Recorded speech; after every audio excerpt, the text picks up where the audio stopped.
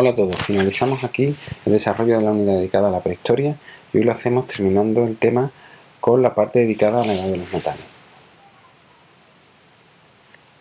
Bien, la edad de los metales se origina alrededor de entre el 4500 y el 4000 a.C. y es en este periodo cuando van a aparecer por primera vez herramientas hechas de metal fundido, aunque continúa la fabricación de herramientas de piedra. La edad de los metales se va a dividir en varias etapas dependiendo del tipo de metal que se utiliza o que empiece a utilizarse. En primer lugar tendríamos la edad del cobre, o también conocida como calcolítico, la edad del bronce, en la que se utilizará una aleación de cobre y estaño, y la edad del hierro. Bien, vamos a hablar un poco sobre la metalurgia y cómo funciona, qué tipo de técnicas se utilizaban, etc. La metalurgia, como pone aquí, es el trabajo y las técnicas que se utilizan para fabricar objetos de metal. Pero hay una evolución, no siempre se utilizan las mismas técnicas. En un origen, lo primero que se hace es utilizar el metal en frío, es decir, se golpeaba trozos de metal hasta conseguir la forma deseada. Poco más adelante se dieron cuenta que si el metal se calentaba previamente, la manera de moldearlo era mucho más fácil. Y finalmente se pasó a fundir el metal y luego ese metal fundido se vertía en un molde y se conseguía el objeto de la forma deseada dependiendo del molde.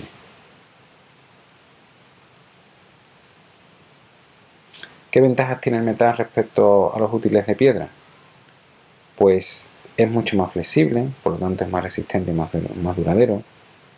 Se puede afilar, algo que no puede hacerse con la piedra. Y finalmente, si se rompe, se puede reutilizar, es decir, se puede fundir de nuevo y obtener una pieza de nuevo que sea útil. Bien, en esta época se produce lo que se conoce también como la revolución urbana, es decir, el paso de las aldeas a la ciudad. Vamos a ver por qué ocurre esto. En esta época se produce una mejora en las técnicas agrícolas, en las técnicas de la agricultura, por ejemplo el regadío o, como vamos a ver un poco más adelante, la introducción del arado. Y eso va a producir que el rendimiento del campo, la producción, aumente, es decir, el campo produzca más alimentos que antes. Eso va a llevar a que la población va a estar mejor alimentada y por lo tanto crecerá, y se pase del poblado, aumentará el tamaño y se pase a la ciudad, a auténticas ciudades. Y esto ocurre aproximadamente alrededor del 4000 a.C., sobre todo en la zona de Mesopotamia. Vemos los nuevos inventos y las nuevas técnicas de este periodo. En primer lugar vamos a hablar del arado. El arado, como ya hemos comentado, mejora el trabajo en el campo. El arado llevará una punta de metal y servirá para arar la tierra, y al poder ser tirado por animales se va a hacer mucho más rápido cubrir una área extensa, entonces se trabajará mucho más rápido. Además, el arado, al tener la punta de metal, abrirá un surco más profundo, y una vez que se deposita la semilla y se tapa, al ser el surco más profundo, será más difícil que los animales, los pájaros, se lleven la semilla, y por lo tanto crecerán más plantas y aumentará la producción de ese campo. Otro invento importante serán las ruedas, que fue un invento importantísimo que hizo posible la aparición del carro, lo cual mejoró las labores agrícolas y el transporte de productos de un sitio a otro, y también tuvo una versión bélica, una aplicación para la guerra, como es obviamente el carro de guerra. Y también tuvo una aplicación en la cerámica, ya que a partir de las ruedas se crea el torno, que hará que la cerámica sea de una manera más perfecta y mucho más rápida. También se mejora en las técnicas de navegación. La navegación ya se conocía, pero es en la edad de los metales cuando mejora. Se hacen barcos y canoas mucho más grandes y más complejas, y mejorará, como hemos dicho, pues el comercio. Vamos a ver los cambios que se producen en esta época en la sociedad. La sociedad cada vez se va volviendo más compleja, ya lo vimos desde el Neolítico. Va a aumentar la especialización del trabajo, en concreto en la metalurgia, es decir, para fabricar un objeto de metal se requiere una especialización muy importante, y eso llevará a que el trabajo sea cada vez más separado y cada persona se dedique más a un trabajo. Ya no todo el mundo, cada vez menos, tiene que hacer distintas cosas, como ya dijimos que ocurrió en el Neolítico. Pues aquí eso aumenta. Por otro lado, como ya hemos dicho, con la rueda y con la navegación, el comercio entre distintas zonas va a mejorar y va a aumentar. Y también por todo esto se van a marcar cada vez más las diferencias sociales dentro de un mismo grupo.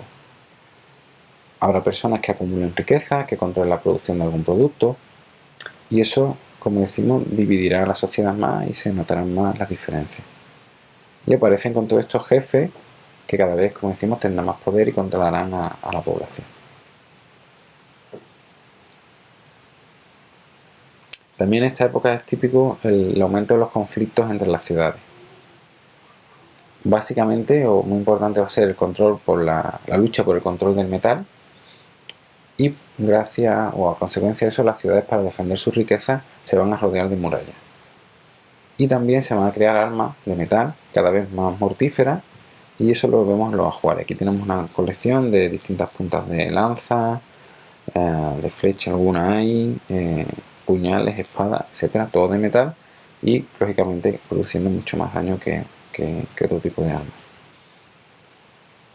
Y lógicamente los pueblos que utilizan y conocen el uso del metal terminarán imponiéndose sobre los que no lo conocen o no lo usan.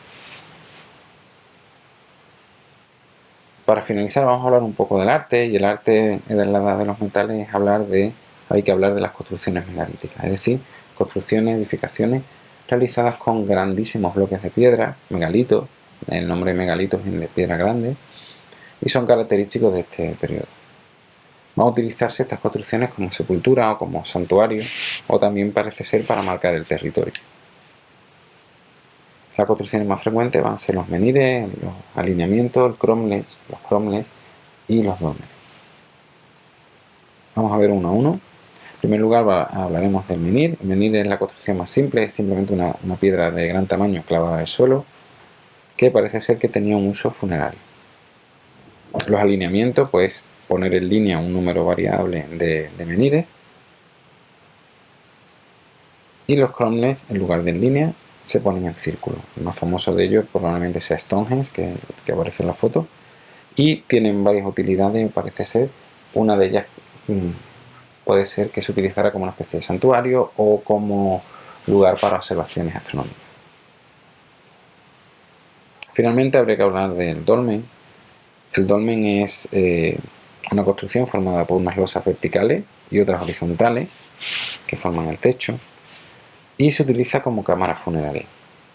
Si a este dolmen le colocamos un pasillo o un corredor, pues tendremos un dolmen o una tumba de corredor.